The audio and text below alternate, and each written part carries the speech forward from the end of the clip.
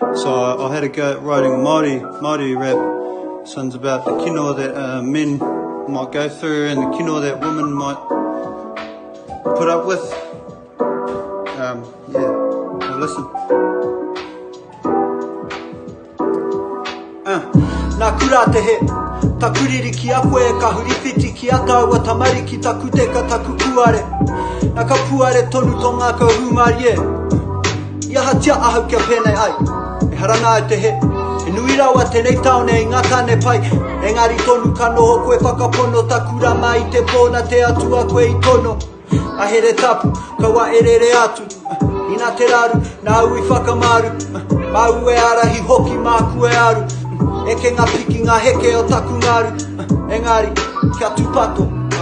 Manana iho mai, a manara e tango. Kia tupato. A mate tau tohe tohe koe e noho moke moke. Ka tahi ano ka heke te wera wera. Ka tahi ano ka heke te kino. Ka tahi ano ka heke te wera wera. Ka tahi ano ka heke te riri. I pakanga au i ahau ano i taka ki raro ka ngaro ka ara i tō aro aro. Kare kore, i hono tāua, aha koa, e hara ahau i te tangata tika mau. A waiho ki te atua, mana ra e whakarite ama i ngā kāpua. He mana wahine toa tino a tāhua, ki roto ki waho. Hanana i homa engari mana e tangono reira kia tupato. Kia tupato, kawa e tuki no tenei mea mi haro. Kia tupato, kia tupato, ma te tau tohe tohe au i noho moke moke.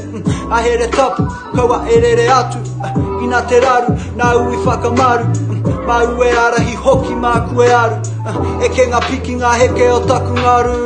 Ka tahi ano ka heke te wera wera. Ka tahi ano ka heke te kino. Ka tahi ano ka heke te wera wera. Ka tahi ano ka heke te riri.